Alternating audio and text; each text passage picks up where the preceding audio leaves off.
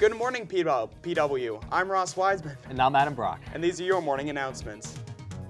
In college news, the U.S. Marine Corps representative will be visiting PWHS today at 10:30. Students interested in the Marine Corps may sign up for a pass in the College Counseling Office. And also, on November 20th, which is tomorrow at noon, the United States Naval Academy, located in Annapolis, Maryland, will be visiting PW to see any 9th, 10th, or 11th grade student wishing to learn more about the USNA and its application process. The representative visiting will be a current Naval Academy student. Any student interested may obtain a pass from the College Counseling Office. Nationally known bass player Jeff Pedres will be visiting PW today to give a free jazz improv clinic from 2:45 to 4 o'clock p.m. in the band room. Any interested musicians are invited to attend even if you have not previously participated in the music program. Bring your instruments. Students interested in participating in the jazz band and lab band should attend an informational meeting today from 2:30 to 2:45 p.m. in room 84. Registration for the spring musical Guys and Dolls is now open online. All students interested in participating in either crew, pit, cast, or scenic design should complete the online registration. Go to www.colonialplayers.org/auditions and follow the instructions there. Auditions for pit will be held tomorrow, and auditions for cast will be held next Monday. Also, there is a dance workshop after school today in Cafe West, as well as a men's vocal workshop at 3:30 in the orchestra room. See you there. Also, the Environmental Club is holding a bake sale during all lunches today. Be sure to show up and get some delicious treats. And now for sports. Attention all 9th through 12th graders interested in playing baseball this spring. There will be a Plymouth White Marsh baseball information meeting on Monday, or today, at 7 o'clock p.m. in the high school auditorium. All 9th through 12th graders thinking about trying out for Colonials baseball this year should plan to attend this meeting with a parent to learn more about the high school baseball program for the upcoming season. Any questions can be directed to Mr. Monero. Attention all freshman boys interested in playing basketball. Meet at Gym North at 3:30 p.m. Bring all your paperwork with you. And now for international news with Louis Wine after a quick message on Drexel University.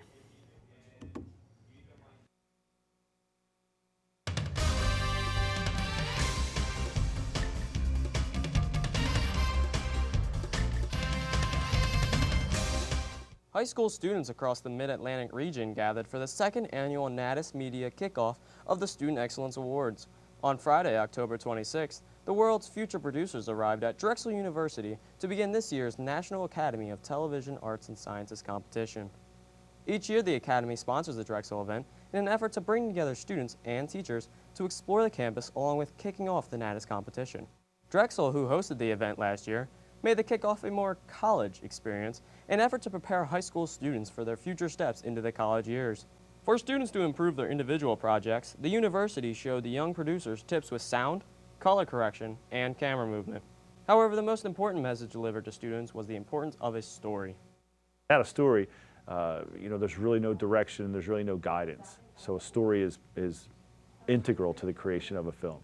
The young producers walked away from the event with a college experience that only few high school students receive. Looking to improve their individual projects from the knowledge provided by Drexel students and professors, high school students begin their quest for their very own Emmy Award.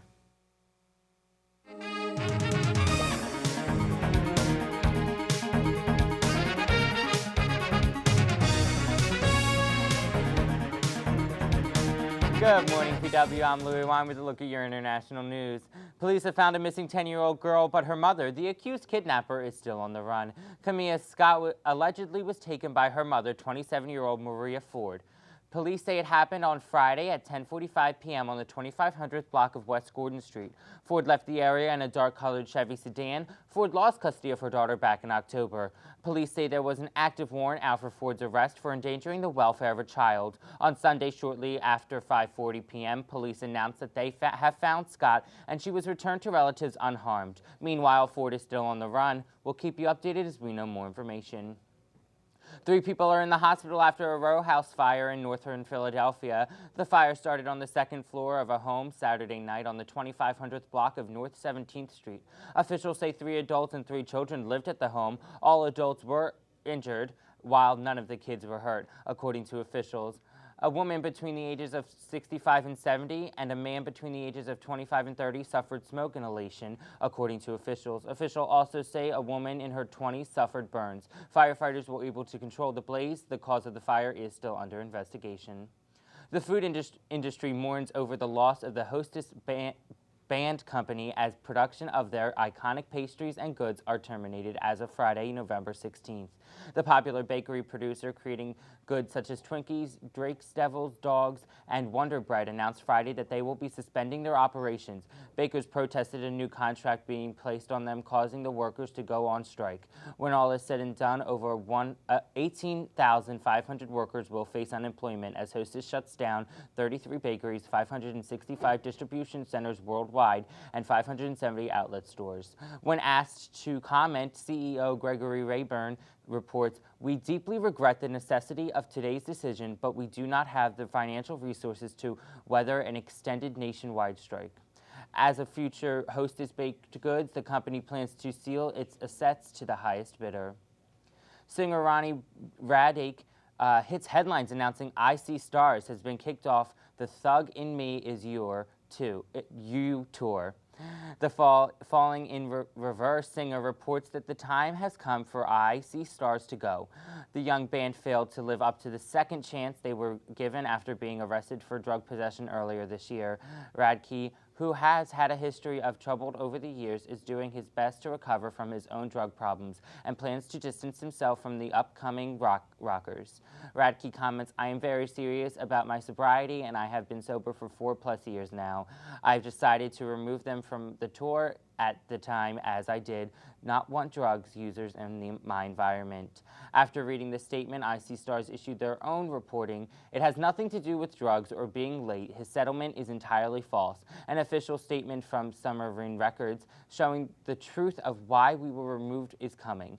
The young band plans to further prove Radke's fake statements in the near future. That's all for your national news. We'll be right back with weather after this PSA on the fall sports.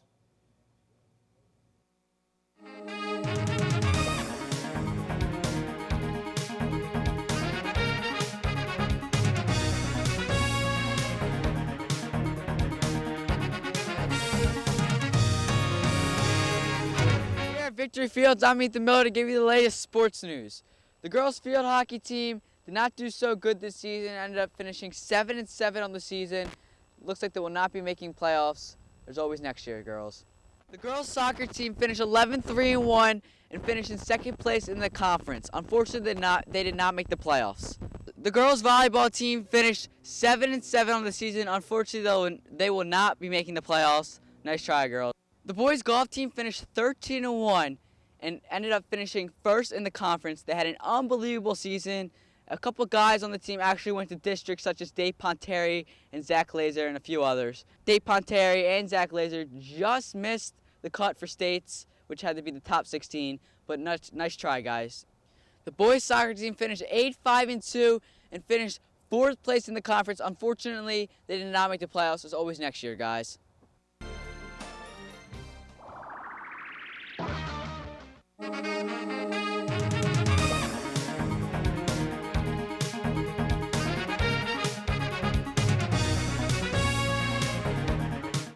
I'm Emily with your live weather forecast.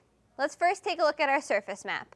You can see the Arctic front is continuing to build up in our west, and the low pressure system is continuing to push out to sea. Now if we look at our futurecast, we can see that the Arctic front is starting to move west while high pressure remains in control. Now for your 7-day forecast. Today's high is 52 with a low of 40 and sunny conditions. Tomorrow's will be partly cloudy with a high of 54 and a low of 39. Wednesday will also be partly cloudy with a high of 54 and a low of 32. Thursday, expect sunny skies with a high of 55 and a low of 33. Friday will also be sunny with a high of 56 and a low of 38. Saturday will be partly cloudy with a high of 45 and a low of 32. Sunday will be sunny with a high of 42 and a low of 28.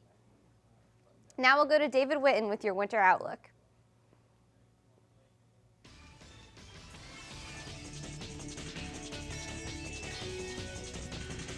Five seconds. 3, 2, 1, cue Dave.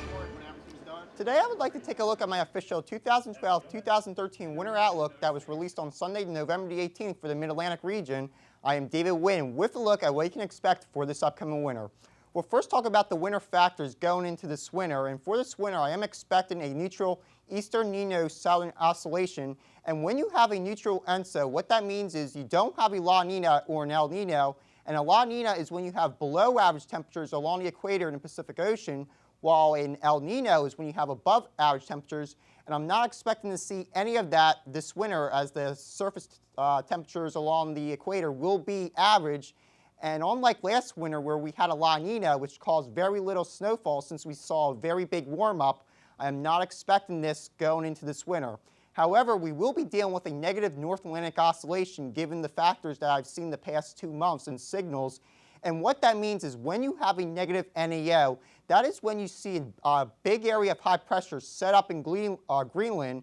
And when you get a big block in high pressure, that allows for cold air to set up along the eastern seaboard. And that is when you see your big time snowstorms. And I do see a very favorable pattern going into this winter where I am expecting a negative North Atlantic oscillation. And given that, I'm expecting above average precipitation and snowfall with below average temperatures. Now we'll take a look at the month of December, and as far as temperatures, I'm expecting the average mean to be below average by -3 as I'm expecting cold blasts with a very brief warm-up as we head towards the middle of the month.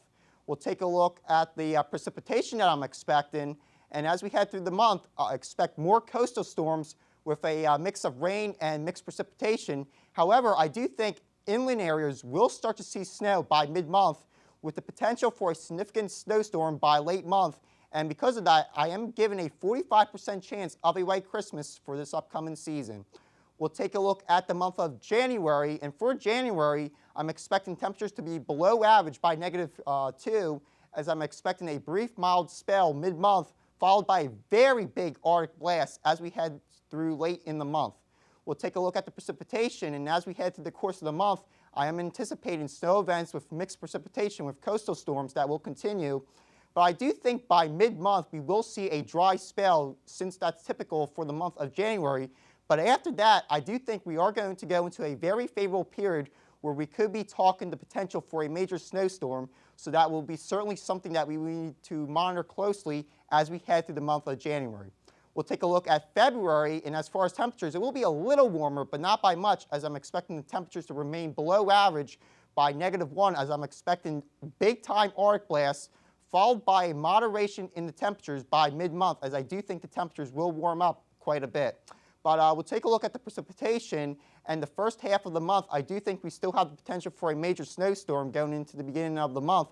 However, as the temperatures warm up by mid-month, I do think we could be looking at mixed precipitation, followed by the potential of Alberto Clipper systems and lake effect snows throughout the month as we had that strong northwest flow from the Great Lakes. We'll take a look at the month of March, and for the month of March, I'm expecting a big-time warm-up with above-average temperatures by +1, with very brief cold periods, but early mild spells will occur as I'm expecting an early spring. We'll take a look at the precipitation, and as we head through the month, I'm expecting most of that precipitation to be rain with little snow, as I'm expecting the dry spells to occur. Now, as far as the amount of snowfall that is going to occur for this upcoming winter, we'll take a look at the top 5 cities for the Mid-Atlantic region. And in New York City, your average is about 28 inches, but I'm expecting anywhere between 32 to 37 inches, so that is above average. Philadelphia, where your average is 22 inches, I'm expecting snowfall totals to range between 27 to 32 inches. Baltimore, your average is 21, but this winter expect 22 to 27 inches. Washington, D.C., your average is 17 inches, but expect anywhere between 20 to 25 inches. In Atlantic City, your average is 16, but expect anywhere between 17 to 22 inches. That is all for today. Make sure to follow me on Twitter if you haven't already, as I will have a detailed version of my winter outlook with a week worth of research that has gone into producing this forecast. So make sure to check that out, as it's a very long read, but definitely worth checking out to see all the science behind how I produce the forecast that I am. And that is all for today. For iBlock News, I'm David Wynn. Have a great day. That's all for your morning announcements today. I'm Ross Wiseman. I'm Adam Brock. He's Louis Wine. She's Emily Kemenecki, and that's Dave Witten. Have an awesome day, PW. Oh, that was a mouth.